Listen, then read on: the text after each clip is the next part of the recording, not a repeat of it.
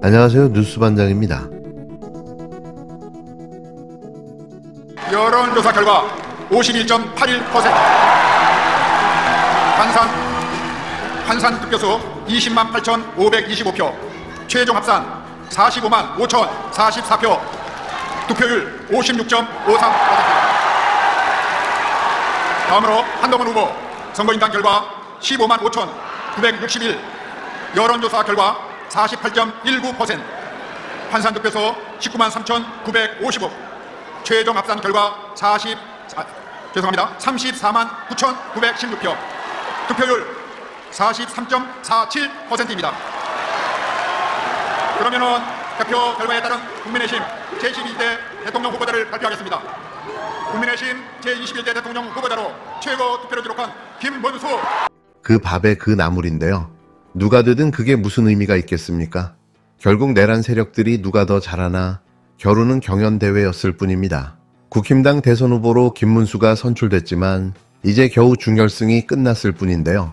한덕수가 무혈입성의 결승전 상대로 떡하니 앉아있는 모습, 참 민망할 정도로 저렴한 정치의 극치입니다. 공정이란 단어를 알기나 할까요? 정의가 뭔 의미인지 이해는 하고 있는지조차 의문인데요. 누가 되든 결과는 뻔합니다. 더 언급하기도 싫은데요. 이런 위헌정당이 대선 후보를 선출하고 있다는 사실만으로도 지금 이 정치판이 얼마나 미쳐 돌아가고 있는지 보여주고 있습니다. 반헌법 민주공화국 파괴 세력들끼리 연합하는 거야 뭐 예측된 일 아니겠습니까? 조희대와 대법관 10명이 벌인 대선 개입, 즉 사법 쿠데타의 후폭풍이 지금 사법부 전체를 강타하고 있는데요. 이 미친 집단을 더는 가만 놔두면 안 된다는 국민적 분노가 폭발한 상황입니다. 도대체 국민을 얼마나 무시하고 얼마나 업신여겼으면 이런 헌정사이에 기록될 역대급 만행을 저지를 수 있나 싶은데요. 암기만 잘해 법관이 된 암기충들이기에 최소한의 공감 능력도 시대정신도 전혀 없었던 겁니다.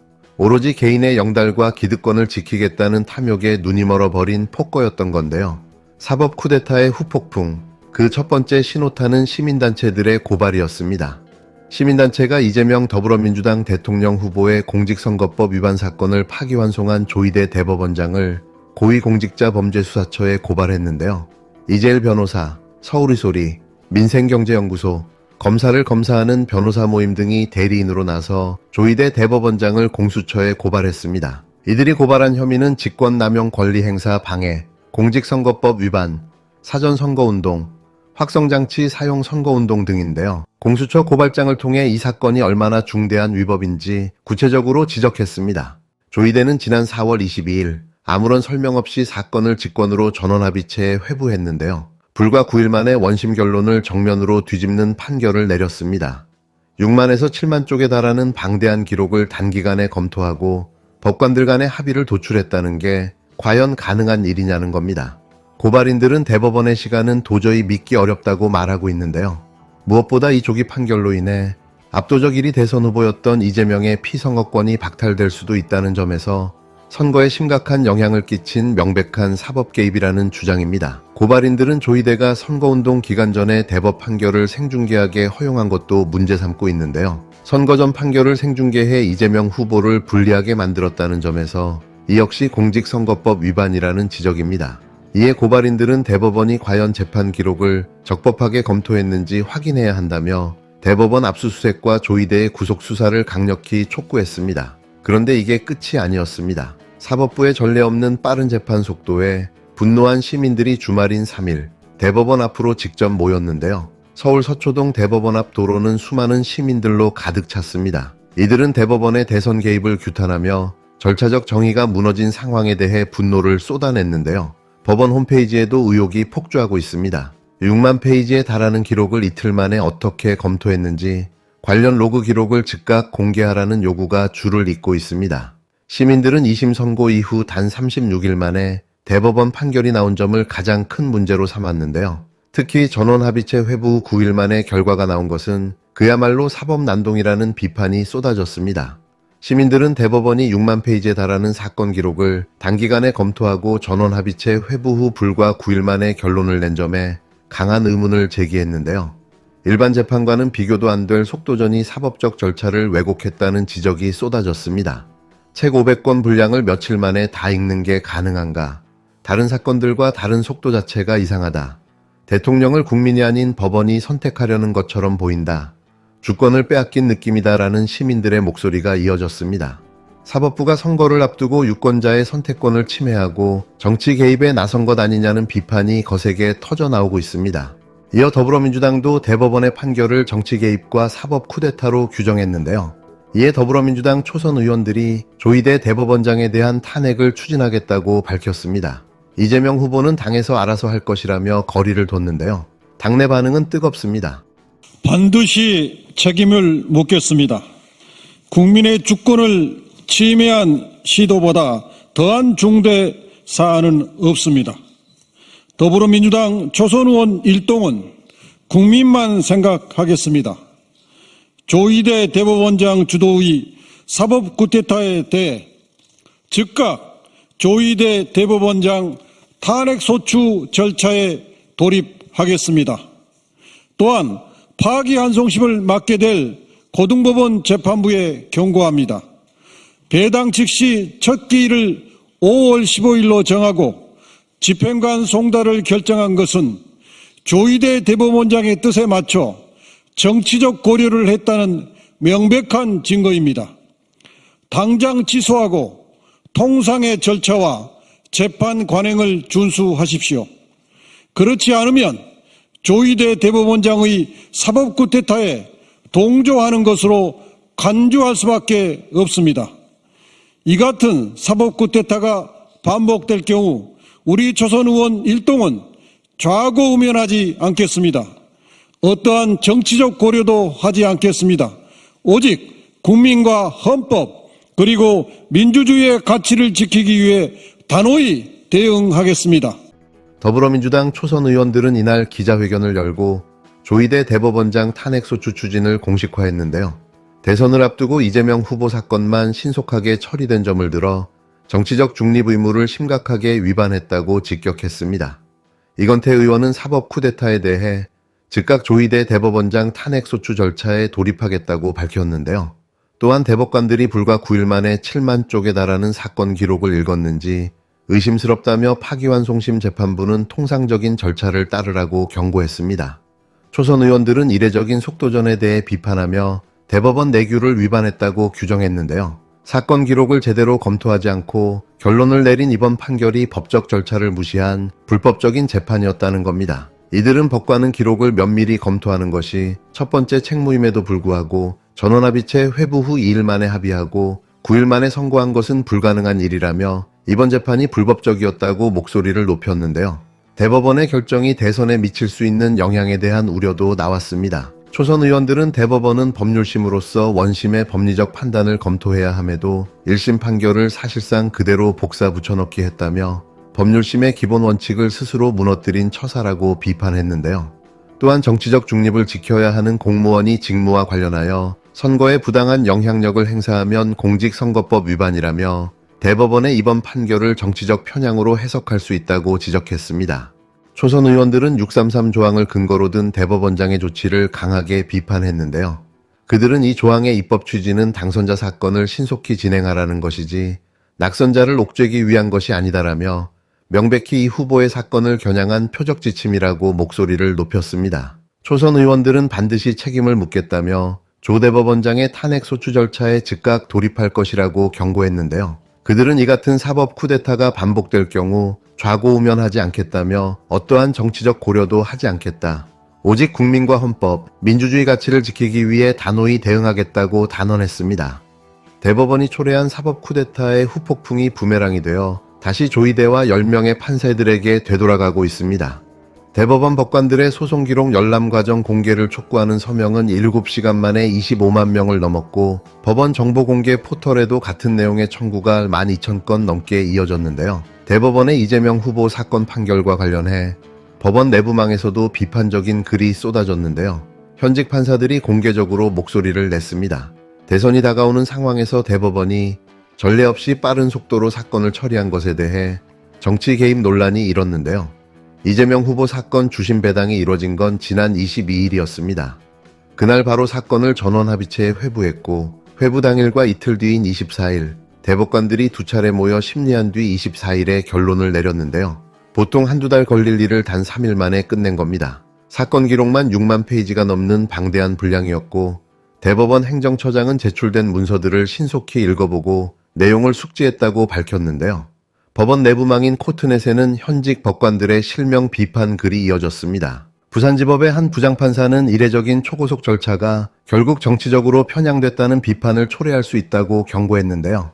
법원의 신뢰와 권위가 침식될 위험이 있다고 지적했습니다.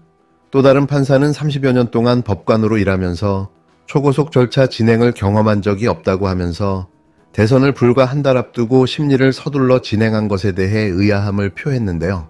그는 대법원이 어느 쪽으로 결론을 내든 선거에 개입하고 정치 행위를 했다는 비판에 직면할 것이라고 우려했습니다.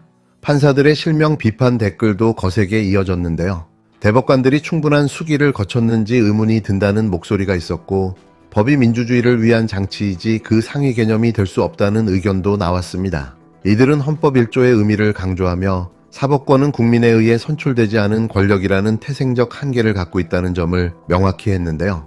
결국 국민을 이기는 권력은 세상 어디에도 없다는 점을 다시 한번 상기시킨 겁니다. 이 정도로 사법부 내부에서 강력한 비판이 터져나오는 것은 그만큼 대법원의 이번 결정이 비상식적이고 정치적 논란을 불러일으킬 수 있다는 우려가 크다는 뜻인데요.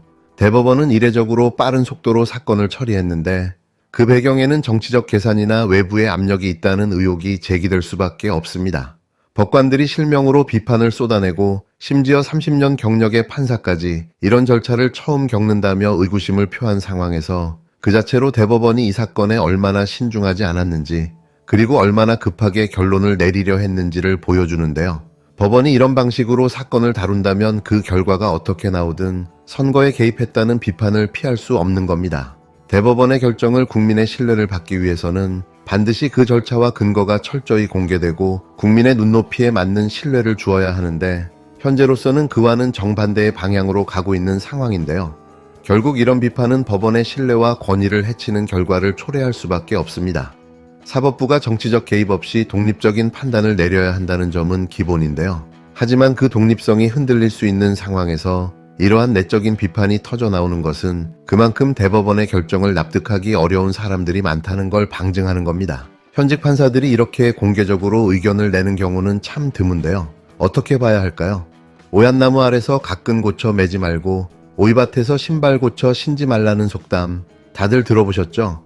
두 부장판사도 이 속담을 거론하며 사법부가 왜 이렇게 의심을 살 만한 일을 반복하냐고 비판하고 있습니다. 그동안 법원은 윤석열에게 유독 관대하다는 비판을 받아왔는데요. 구속 취소, 법원 지하주차장 출입 허용, 첫 공판 촬영 불허까지 모두 이례적인 결정들이었습니다. 그런데 이번에는 이재명 후보 사건에 대해 대선 출마에 결정적인 영향을 미칠 수 있는 판결을 전례 없이 빠르게 내렸는데요. 부장판사는 일회성이 특정 세력에게만 유리하게 반복되면 일반인들은 재판을 신뢰하지 않을 건이라고 경고했습니다.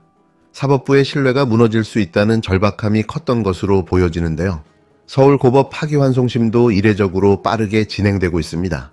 대선 전에 대법원 확정 판결이 가능한지 물어본다면 원래 불가능한데요. 형사소송법상 상고 신청에 7일, 상고 이유서 제출에 20일이 걸리기 때문에 대선 전에 대법원의 판결이 나올 가능성은 거의 없습니다. 그런데도 불구하고 전례 없는 일이 계속 벌어지고 있다 보니 이 후보에게 상고 이유서 제출 기간을 생략하고 대법원이 바로 결정을 내릴 가능성도 제기되고 있는데요. 법원 행정처는 그런 일은 없을 것이라고 부인하고 있습니다. 하지만 이 거짓말 진짜 믿어줘야 할까요? 그렇다면 파기환송심 선고는 대선 전에 나올 수 있을까요? 가능성은 있습니다. 첫 공판이 5월 15일인데요. 이 후보가 출석하지 않으면 두 번째 기일에서 바로 선고가 이뤄질 수도 있습니다. 변수가 될 수 있는 건 소환장 송달인데요. 소환장이 제대로 전달되면 재판 일정은 빠르게 진행될 수 있습니다. 결국 파기환송심 결과가 이 후보의 정치적 운명을 가를 수 있는데요. 만약 벌금 100만 원 이상의 형이 선고된다면 피선거권 박탈 문제가 발생할 수 있고 이 후보가 당선된다면 대통령 불소추 특권에 대한 해석 논란이 불거질 수 있습니다. 그래서 빠르게 민주당이 형사소송법을 개정하고 나선 거죠. 더 물러날 곳도 밀릴 수도 없습니다. 이번엔 반드시 승리해야 합니다. 우리 지금 처장님, 우리 헌법 88조의 불소추 특권이라는 것은 대통령이 재직 중에 재직 중에 정한 범죄로 인해서 소추되지 아니한다는 규정을 한 것으로 이것은 결국은 대통령의 직무 수행의 안정성을 보장하자는 거 아니겠어요? 예. 그렇죠. 그래서 재직 중에 범죄 중에서 내란 외환죄를 제외하고는 소추되지 아니한다는 것이 기본 해석 원칙이죠. 예, 그 헌법 규정에 헌법 규정에 그렇게 돼 있죠. 지금 근데 이게 이 법률안 개정안을 보면 재직 중에 범죄인지 여부와 관계없이 기존에 진행되고 있던 사건의 모든 재판의 공판 절차를 정지한다. 이렇게 지금 규정을 하고 있어요. 그러면 결국은 우리가 불소추 특권으로서 인정한 부분보다도 무한정 확대해서 그 대통령의 재직과 관계없이 저지른 범죄에 대해서도 재판 진행이 중단된다. 이렇게 판단하고 있습니다. 이 법은 그와 같은 법의 내용이라고 보여요. 근데 작년에 미국 연방 대법원에서 불소추 특권에 대한 명확한 기준을 정한 거 잘 아시고 계시죠? 예. 그죠? 예. 거기에서 면책이 되는 내용을 뭐라고 지정하고 있습니까? 대통령이 재임 중에 법률이나 헌법적 근거에 따른 직무를 수행하는 경우를 면책의 범위로 한정하고 있죠. 네, 그 판결이요.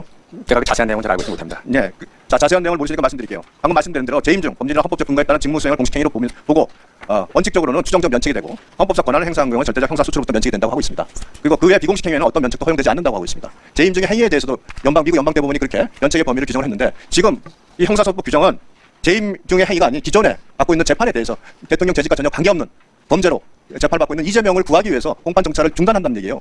이렇게 특정한 그 후보를 위해서 법률까지 개정하는 것이야말로 이거 북한의 김정은 체제나 볼 수 있는 거 아닌가요? 이렇게 처분적인 사실상 처분적 법률을 한다는 것에 대해서 어떻게 생각하세요? 지금 개정 법률안을 제가 지금 보고 있지를 못합니다. 일단 내용을 제가 잘 모르고 있고요. 그리고 원론적으로 말씀드리면 그 여러 가지 지금 논의가 진행되는 걸로 알고 있고요. 제가 이 부분에 대해서 이 법안에 대해서 어떤 뭐 결론적인 의견을 말씀드리는 것은 지금 적절한 사안은 아닌 것 같습니다. 이 법은 헌법상 지극히 당연한 것을 제대로 이행이 안 될 우려가 있으니까 법에 명문화를 시키려는 겁니다. 자, 지금 윤석열이 무슨 짓을 벌였습니까? 정적을 제거하기 위해서 임기 내내 야당 후보였던, 그러니까 상대당 후보였던 이재명 후보를 수사하고 탈탈 털었죠. 그런데 무죄가 나오니까 무슨 짓을 했습니까? 내란을 저질렀고 무죄를 선고한 판사를 체포하라고 했습니다.